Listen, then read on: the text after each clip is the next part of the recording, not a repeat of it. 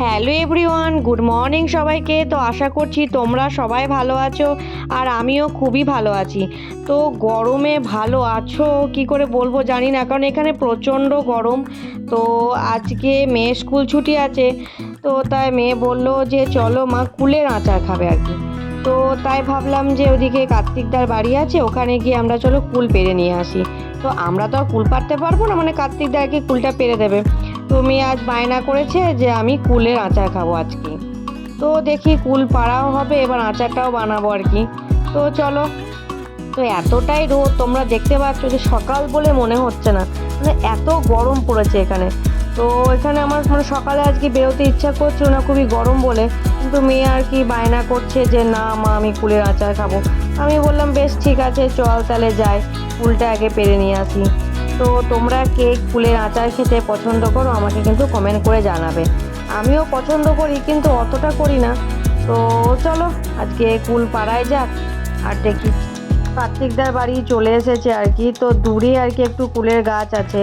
তো কার্তিকদা মানে একটু কাজ করছিল, দিয়ে তাই কল্পনাকে বললো যে কুলটা পাড়ার জন্য। তো তাই কল্পনা একটা বড় লাঠি নিয়ে চলে এসেছে কুল পাড়তে।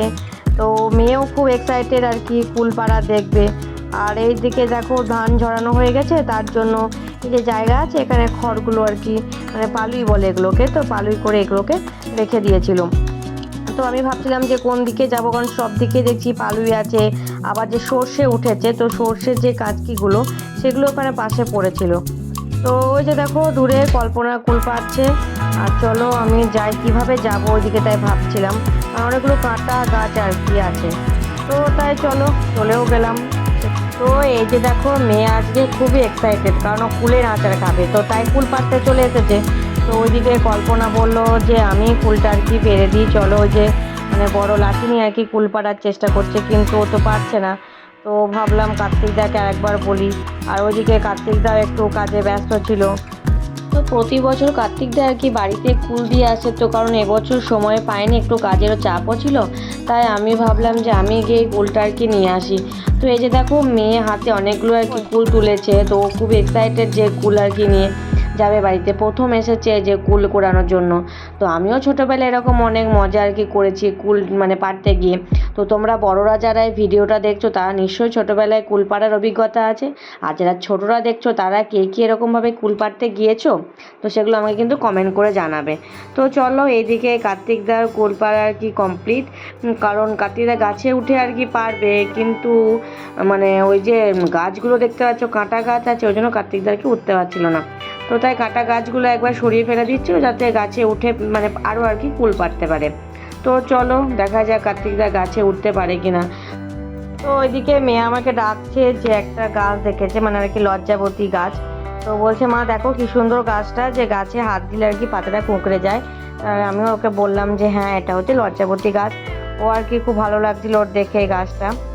তো চলো তোমরাও দেখে নাও একবার এই গাছগুলো, তাই ও আমাকে দেখাচ্ছে। তো ওইদিকে ফুলপাড়া মনে হয় কার্তিকদার হয়ে গেছে, আর এইদিকে কল্পনা করাচ্ছে একটা খাঁচি নিয়ে এলো, ফুলগুলো যাতে খাঁচিতে ভরবে আর কি, আর ওই প্যাকেটটা আমাকে দেবে। তো এই যে দেখো আশেপাশটা পুরোটা ফাঁকা আর কি, এরকম কোনো গাছ নেই।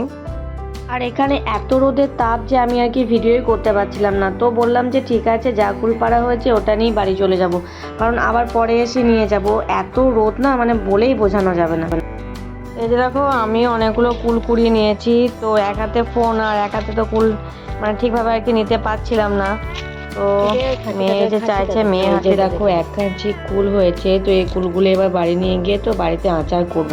তো তোমরা ভিডিও থাম্বনেল দেখেছো, তো মা মিরিটি ছবি নিশ্চয়ই দেখতে পেয়েছো। তো আমি ডিসক্রিপশন বক্সে লিঙ্ক দিয়ে দেবো, তোমরা একবার দেখে নেবে, শর্টসে আছে। তো চল। তো বন্ধুরা এ দেখো কুলের খাঁচি নিয়ে আর কি লাঠি নিয়ে আমরা মানে বাড়ি চলে যাচ্ছি আর কি।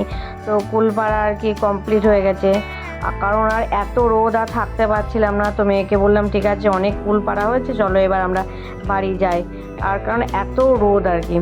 তো এবার কল্পনাদের বাড়ি গিয়ে আমরা কুলটা আর কি নেবো একটা ঝোলায় ভরে, তারপরে আমরা বাড়ি চলে যাব।